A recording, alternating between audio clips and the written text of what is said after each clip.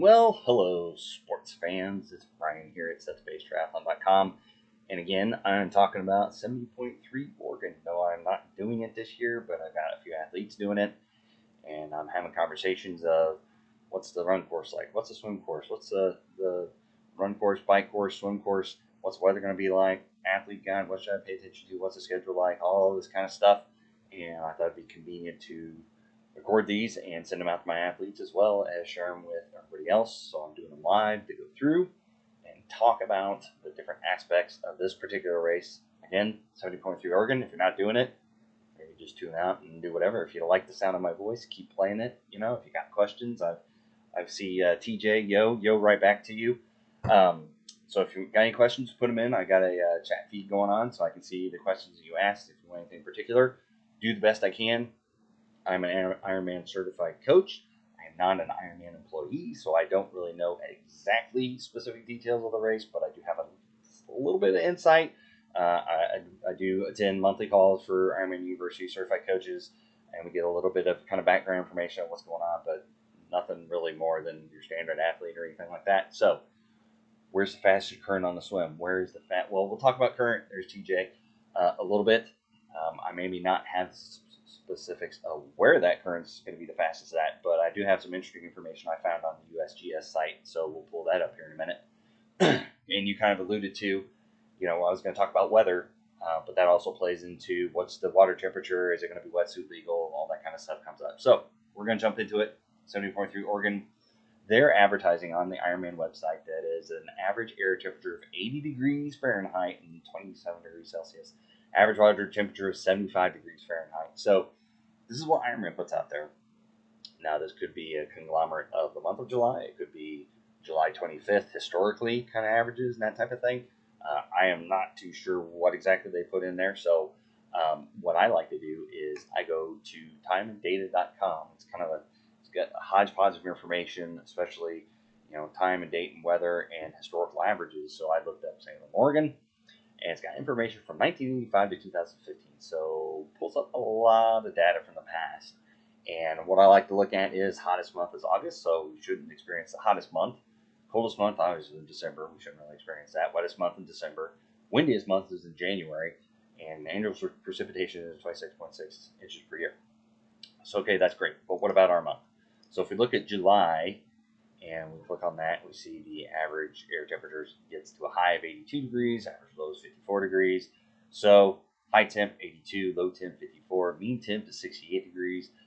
Precipitation, very little, humidity of 59%. I mean, it's almost dry as a bone. I'm here in Kansas City, and it's usually like 85, 90% humidity. It's just crazy.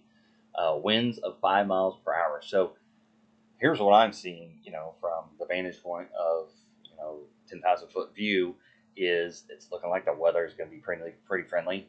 High of 82, especially on race day, and no chance of rain. It's kind of the driest time of the year for that area.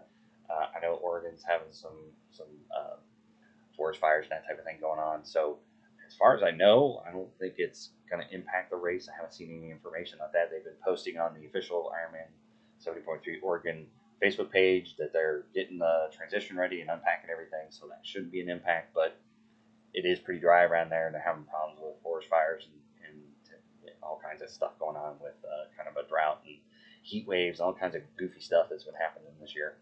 So, but I like to look on just the past information and just kind of see what it's been like as far as weather-wise for that event. I mean, because like I said, you've got Ironman 80 degrees, you've got timeanddate.com at 82 degrees for the high.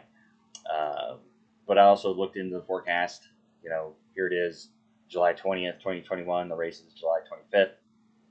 And it looks like the high is going to be 85 degrees and 54 degrees is going to be the low, which that's going to make pretty nice. And I'll get to the water temperature, but personally, if it's wetsuit legal, if it's like 54 degrees, usually I'm putting my swimsuit on kind of early and staying nice and warm. So I think you're going to probably be nice and cool in the morning. You want to keep warm, bring sweatshirts and sweatpants and stuff you can stash in your transition bag once the race gets going. But have your wetsuit or whatever you're going to wear, put it on, stay warm. You don't want to lose energy, and you're already going to be anxious anyway. You're going to be amped up anyway. You don't want to lose that energy to shivering in the cold. I've done that. That sucks. So be ready for that. But it looks like once you get going, I mean, it feels like it's 81 degrees Fahrenheit.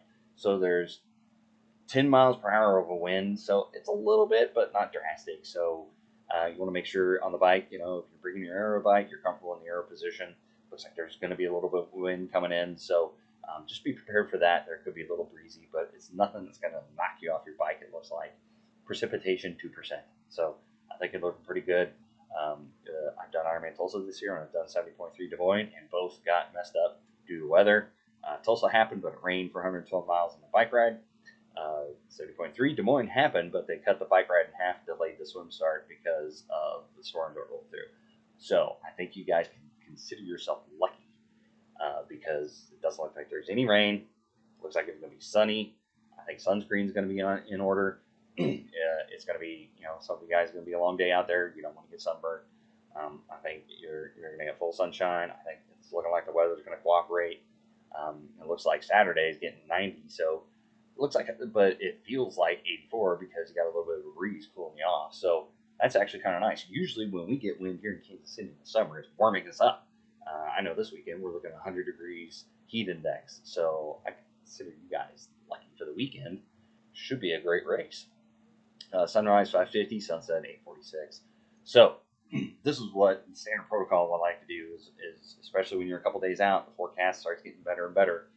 And right now there's no forecast of really any rain or precipitation or anything drastic that's going on. It looks like the temperatures are kind of going down by that point. So I think you guys are sitting pretty good for that. So that's what I like to go to time and date for. Weather.com, your apps or whatever, you can look and kind of a general feel for it. But if it's anything like here in Kansas City, they don't know what they're talking about until about an hour or two before that the forecast happens, and sometimes they even screw that up. So, take that with a grain of salt, and whatever you look on your apps, you might look at the local forecast and local news stations and stuff.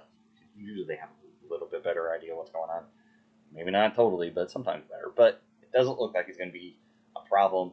It does look like it'll be a little bit warm, but that humidity will look like it'll be down. The breeze will kind of keep you cool. So that'll be kind of nice. So something to look forward to. But the big thing is, look at the swim course. What's the water temperature? Is it going to be wetsuit legal? Where's the fastest place to swim? We'll get to your question there, TJ. So swimming safety, this website here, I looked up the river and Willamette. Totally butchering it. Somebody told me the pronunciation. I totally apologize if I'm totally killing it. But I did find a little bit of information kind of here on the website. River temperature varies. Be particularly careful May through June. The water temperature is in the 50s. So that's kind of cold. But late June through August, the water is typically 68 to 72 degrees. So even if it gets 72 on the high end, that's still wetsuit legal. We're all good to go. So I also went one step further and looked on the USGS website, try to get temperature information. And as you see, I kind of clicked these two buttons, but the information only goes to 1987. So it doesn't have any temperature information right now that I can find. I kind of searched for a little bit. I'm not going to exhaust my resources looking all day. If you find it out there, that'd be great. But I did find the flow. So what's interesting is we can find that information. So what you want to look at is, and TJ, this goes to your question, where's the fastest current on the swim? So when you're looking at the flow information, it goes in the calculation of how wide, how deep, what the gradient is, all this other information to figure out the flow. So I could say it's going to be 6,000 CFM, and you could say, oh, is that fast or is that slow? It's kind of hard to say. Just depends on what section of the river you're measuring at, how wide it is. They just say, the river at Salem, Oregon. So I don't know exactly where they're metering this at, but I think a good couple pieces of information to look at are the height of the river. It looks like it's been steadily going down. So the beginning of July, it was up and then slowly declining. So that kind of goes in line with, kind of a drought situation going on, a little less water coming in the river. So it looks like flow's getting a little bit slower. You still have a current to help you along, to aid you in the swim, and more likely it's going to be wetsuit legal. So you can use your wetsuit to help you out. So I think you'll be good there. But the question is, where is the fastest points? If you look at the river, you're going to get faster as the width of the river kind of truncates in as you get a bottleneck, and then it opens up. So it looks like when you first get out of the swim start, this little bottleneck right here, you're probably looking at a little bit faster current. And then as you're going down, I don't think there's going to be much current change. And then when it opens back up to this open area when you turn to get in transition, I think it'll slow down a little bit. So then it's a good opportunity when you make your turn. You're not going to have to fight the current as much, but you're going to pay attention to that buoy, because you don't want the current, and you want to pay attention to the current and make sure you're swimming kind of into the current to make sure you're getting over transition. So that's, I think, going to be a key point when you're getting in this river and you got some flow going on coming out of the river. Like I said, I think the flow's been going down, the river height's been going down. I don't think it doesn't look like any rain's coming. So we got no rain coming on between now and race day. I don't think I have a problem there. I think is going to be probably pretty slow as far as river flows go. There's going to be a little bit of current, like I said, but I don't think it's going to anything that's going to be sweeping you off your feet. But I think right here, where you're kind of next down, you're going to get a little bit of a push, and then through the rest of there, it's just probably going to be a nice little current, but nothing that's really going to save you 10, 15 minutes on your swim time. Maybe it'll save you 2 or 3 minutes. I think the wetsuit will help you more than anything, aside from the current. If the river was up, the current was higher, might be a different story. But for 2021, I don't think it's really going to be a huge help. Again, it's better than just open body water with no current, but I think drought situation and not getting any rain for a little bit, and a lower river, when you got a lower depth of that water, that flow rate even goes down even further because you have less volume going through at any point in time. So smaller, the less depth, the less width, and it's going to be, I think, pretty slow at times. So just be aware of that. But like I said, the main point was also the weather. I think it's looking like pretty stellar conditions. Like I said, on the 25th, you're looking at a high of 85 at best. It feels like temperature is 81. So what it feels like is actually going to be lower, because you're going to have a little bit of looks like a northerly breeze at 10 miles an hour, kind of keeping you cool throughout the day. I think the main thing is going to be sunscreen. When you're out on the run, you're out on the bike, just make sure you cover up the spots that are exposed to the sun. But really, you can have probably a headwind a little bit on the bike ride at certain points. So just make sure that, if you brought your time trial bike, you're comfortable in the aero position. You're really staying in an aero position as best as possible when you're hitting any headwinds. But you're not going to have a crosswind that's going to blow out your bike. If you're riding a disc, I think you'll be okay. If you're riding deep wheels, you'll be okay. Shouldn't be wild and crazy out there. Like I said at the beginning of this video, I'm not doing the race, but with these conditions, I wish I was, because it's a Warning 70.3. It wasn't windy, but it got hot. It was like 93 degrees, and the humidity was crazy. You could see the haze in the air. It was just not very fun as far as weather goes. I think you guys up there at 70.3 Oregon this weekend are going to have a great weather situation for that race. The only thing, like I said, is the river is probably going to be a little bit slow, but it should be cool enough to be wetsuit legal. So make sure you bring your wetsuit, at least, and then maybe your speed suit just as backup. You never know.